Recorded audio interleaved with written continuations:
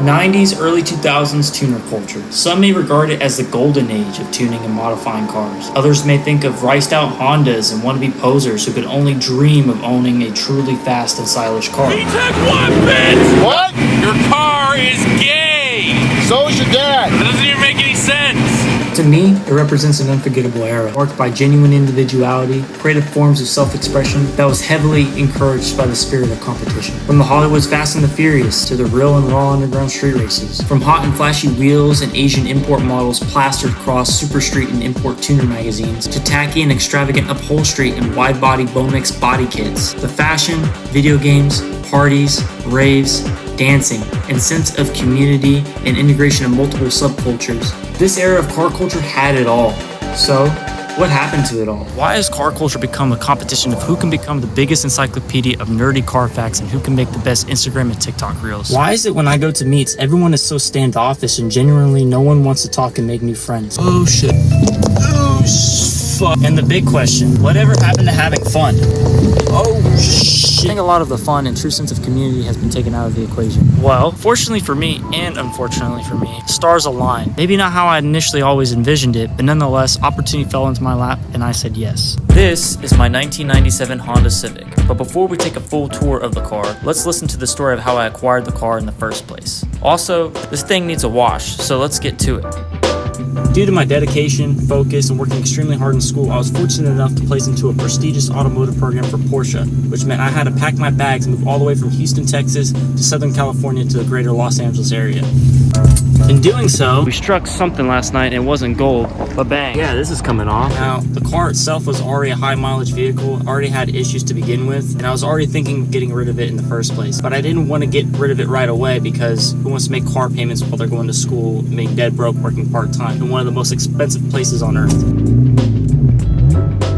So unfortunately, due to that circumstance, I was forced into buying a new car. So with me already being on a tight budget moving out here and having little to no money, actually no money at all at this point, other than a couple of quarters and dimes and nickels that we're going to be using to wash my car today. Oh, Porsche!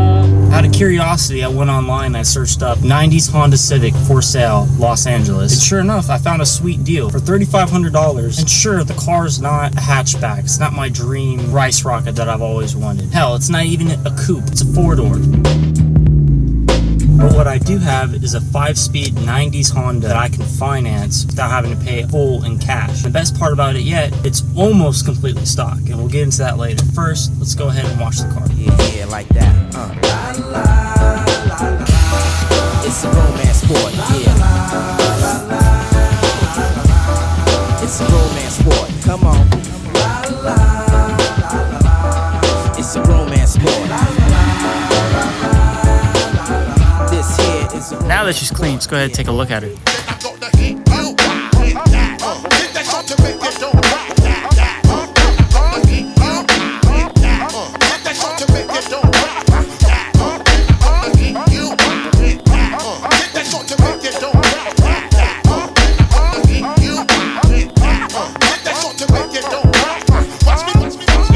Let's talk about the vision with the car. Every nut, every bolt, every seal on this car will be touched and replaced. And not just the hardware, I'm talking bodywork, fabrication, painting, upholstery, tuning the car, even some more wacky early 2000s, late 90s mods that you don't see anymore in any cars. Allegedly, before I bought this car, the car was actually in a magazine. That's why it's already slammed and lowered to the ground and it scrapes all the time. Hashtag Static Club. Okay, that's kind of whack.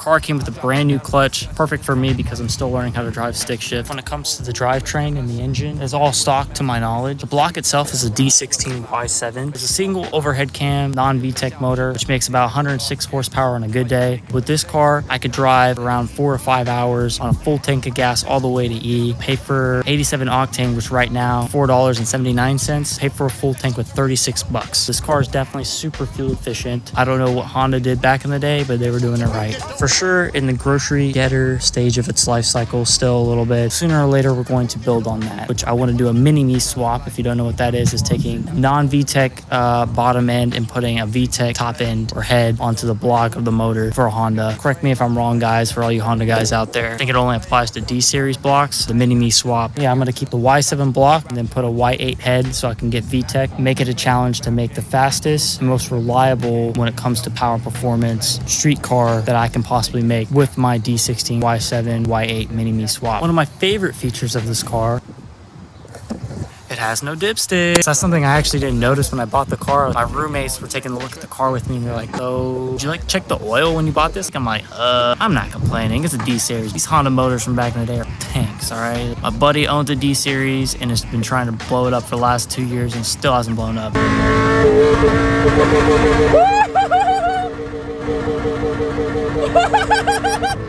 Sure, the window doesn't even fully close on the driver's side. Nor does the automatic locks even work. Oh wow, this one actually worked this time. Shocker. In other words, this car is definitely a fixer-upper, but nonetheless, I drive this car every day with pride, knowing that one day I'll turn this car into one of the dream Civics I've always wanted to own. Can't wait to show you guys everything I do with the car. Can't wait to show you all the build, and I'm really excited to have you guys around for the journey. I never thought I would actually own a stick shift car. I have doubts on myself, you know. The fact that I made my dreams possible, especially in a tight situation with kind of a cool story behind how I got the car, and there's a lot of details I'm actually leaving out of the story just for time's sake. It's such a blessing to have this Civic. Anyways, guys, thank you for everything. I'll see you guys in the next one. Get high, have fun. It's your boy, Ecstasy. Peace.